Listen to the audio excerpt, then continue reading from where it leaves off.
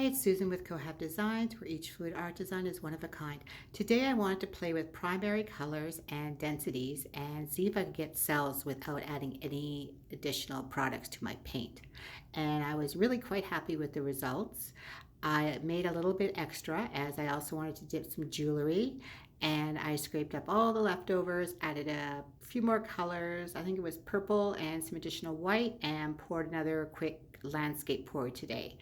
So I will be showing you all of those products finalized at the end. And I hope you enjoy this pour. To see more of my pours, please subscribe to my channel. And in the meantime, please sit back, relax, and enjoy this pour.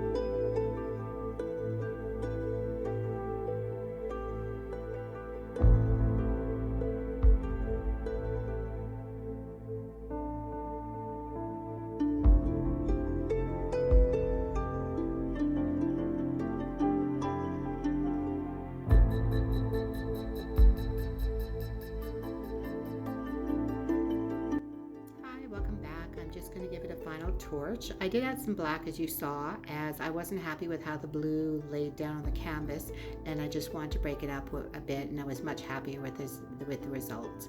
So again, I'm just going to torch it, clean off the sides so the paint doesn't get pulled off the canvas, and I will be showing you a close-up of the dried canvas as well as the dried jewelry and the quick pour that I did this morning.